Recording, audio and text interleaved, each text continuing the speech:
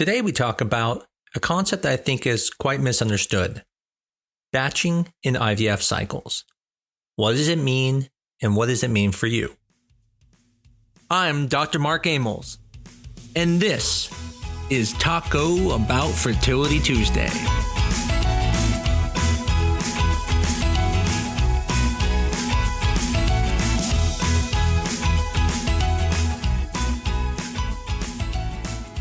So as I started the podcast, I mentioned that I think this is a very misunderstood topic. A lot of patients will come to me and say, do you guys batch? And I'm always surprised when they ask me that because I think, why would they care if we batch our cycles? And then I started understanding from a patient perspective, one of the concerns is they feel like we're taking a square peg and trying to put it through a round hole, meaning that their body is being put on birth control to fulfill our need and not their need, which makes a lot of sense. I could clearly see how that's true because with batching, there are start dates. And so it would feel like they're being pushed into a situation that may be bad for them. But as we've talked about in other podcasts, being on birth control is not a bad thing. That is priming. And so you can prime in many different ways. But the reason for batching is slightly different. And so I want to take a moment first to talk about what batching is, and then talk about why clinics use it and the benefits of batching. And then we'll start talking about patients' concerns and what you can do about it. So the first question is, what's the definition of batching? There are many different ways to batch. So I think the classic way people think of batching is everyone starts on the same day, so they're all lined up and all the IVF cycles fall within a bell-shaped curve over the next month or weeks. But that's actually not what batching means. All that means to batch is that at one point your clinic is stopping doing IVF procedures. That means both retrievals and transfers. So if you don't batch, it means your clinic never takes a break. It doesn't matter what day of the month it is. The clinic is either doing IVF, retrievals, transfers, or culturing embryos, and it never stops.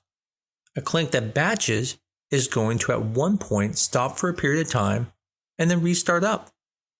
Now, when I say batching as a wide definition, what I'm talking about is there are some clinics that just do one cycle a month, and they have everyone start on the same day.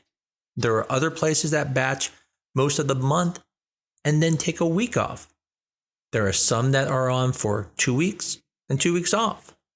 The point is, the word batching is just defining as taking that break. How significant that batching is and how it affects patients is going to change. So some clinics will start some patients, let's say on Monday, and then they will start some more patients on Tuesday, and then Wednesday, and then Thursday, and so on, until all the patients have gone through. And so then they get done by the end of the month, and they go down for a week. Other places may start everyone on that Monday, and then the following Monday, start another batch of people. Now the question is, what is the benefit of batching? So from the clinic side, the benefit is it allows a lab to concentrate a lot of patients together. And so that allows for better use of supplies because you can share the supplies over multiple patients versus having to individually use it for one group. It allows for the doctors and staff not to have to work every single weekend and eventually have one weekend off so they can be with family and go on trips. It also allows for some scheduling because it allows them, the doctors, to have days that they can focus on patients for consultations and things like follow-ups and even procedures that they wouldn't be able to do if they were waiting for IVF all the time. And to understand that more, what you have to understand is that we never know when someone's going to undergo a retrieval. So we have to basically block our entire morning for that retrieval, whether it's going to happen or not. And that means patients can't be seen during that time. I can't make a consult on a day I don't know about.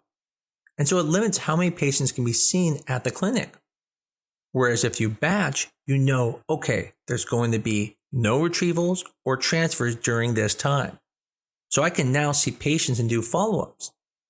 And if your doctor is someone who's at a satellite clinic, meaning that they don't even reside at the clinic that does the retrievals, then they have to block that time also, even to get there in the case that they have retrievals.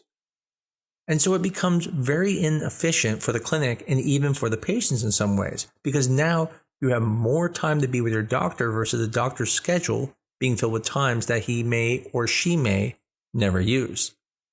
Now, on the patient side of things, there's also some benefits that may not be direct, but there are some benefits to the quality of the lab. So for example, if a lab is up all the time, that means the lab is not getting cleaned all the time.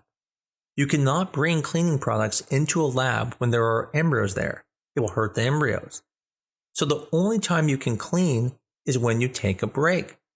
Most labs shut down for at least once a year, if not twice a year, to be able to do this deep cleaning. Clinics that batch are able to do the cleaning much more often, which means there's a cleaner lab, and that means possibly less free radicals floating around. That also means potentially more QC, meaning quality control, because now when you're down, there could be some testing that needs to be done.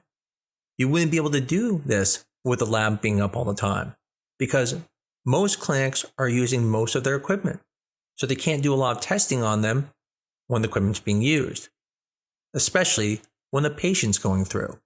Now, it's important to understand, not batching is also not bad, but there is no question that they can't clean the lab as much.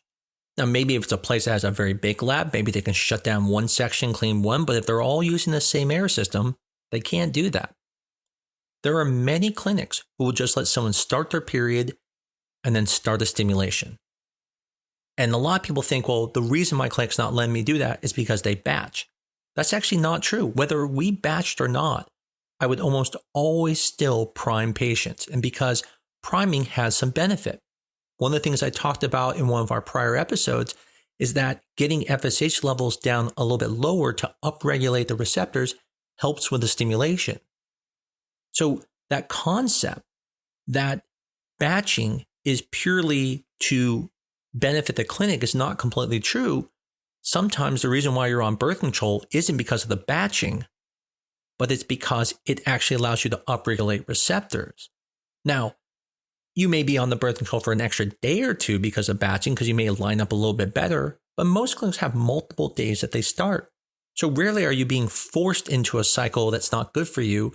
It's just you're being manipulated a little bit around to fit in the best cycle for you that works for the clinic as well. And then the batching is benefiting you because you're able to clean the lab. So for example, at my clinic, we batch every month. Every month we do a deep clean. We're down for about 1 week. And during that 1 week, there are no IVF procedures going on, no transfers, no retrieval. And then before we start the next month, we have a brand new lab, basically, a clean lab that's been deep cleaned and ready to go. And I personally believe that helps with pregnancy rates versus having a lab constantly up. There's no chance for cleaning. I've been in those clinics before. And at those clinics, we shut down once or twice a year to do a deep clean. Now, am I going to pretend that that makes our clinic the best in the world? No. I think it makes small differences. Matter of fact, I think it makes more of a difference depending on who the patient is.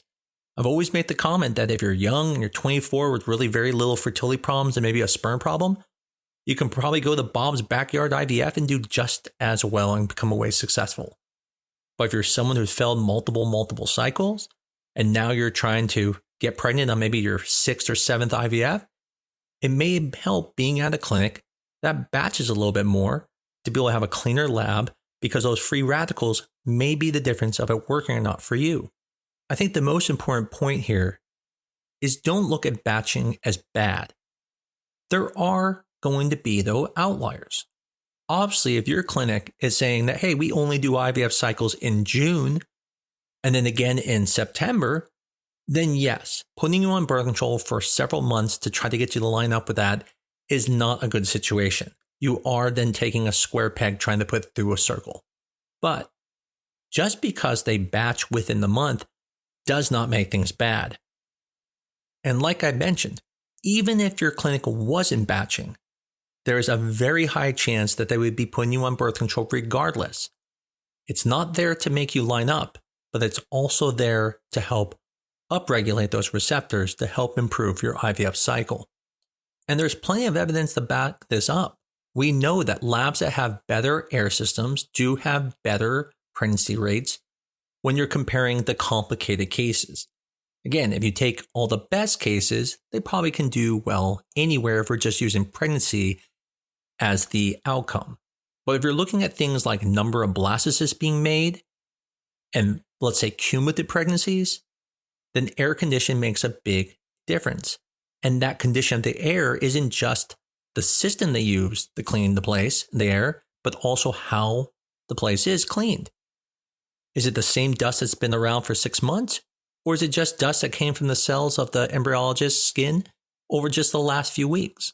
We all release dead cells, not to gross you out, but the average human sheds around 30,000 to 40,000 dead skin cells every minute. That's millions a day.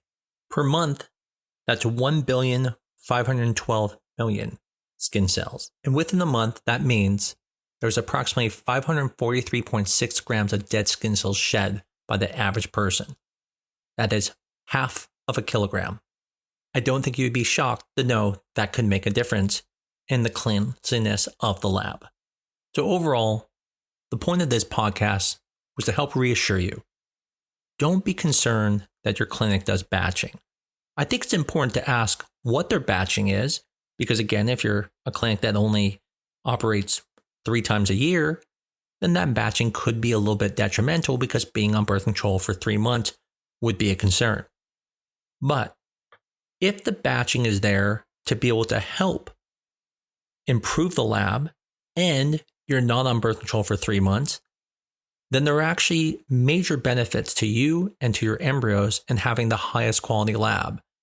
And so it doesn't make labs that don't batch every month worse, and it doesn't make labs that are continuously up bad. But I want you to at least understand what the reason behind the batching is and why it still benefits you. And so with one system, you're giving up the cleanliness of the lab, but in the other system, you might have to be on birth control for a few days longer than you originally been on. But the most important part to understand is even if the lab didn't batch, most programs that are using batching or not batching are still using birth control. And there are very few clinics that just allow you to start stimulation with your menses, which we call cold start. We do it as well. Matter of fact, every cancer patient that comes through is usually a cold start because we have to start them right away. But if we had the choice, most doctors are going to do some type of priming. I would even make the argument that some of the clinics that are not using priming are even doing it for ulterior motives, meaning they want to get the patient in right away. They don't want them to second guess. They want to start them as soon as possible because you can't change your mind once you started. Now, I can't prove that, but that's my personal opinion because I don't see the benefit of never putting people on priming. There is absolutely evidence that there is benefits of being on priming. So if you never do it, there has to be another reason for it because it's definitely not for the patient every time. There may be situations where it is, but it is not true all the time. As always, hopefully this episode was helpful to you and that maybe you have a better idea of understanding batching and maybe something you were concerned about, you were able to feel more comfortable about, or maybe help you make a decision. But in the end, as I always say, thank you so much for coming and listening to this podcast. And as always, please spread this podcast as much as you can because I don't advertise it. And so it's you who does the advertising to let people know about it. And the more people that listen to it, just makes me more excited to do it. And so I really love seeing the comments that come in and also seeing the numbers of people listening to this show. If you love it, tell someone about it. Maybe tell a family member and give us a good 5-star review if you really like it. As always, the most important part is to keep coming back. I look forward to talking to you next week on Talk About Fertility Tuesday.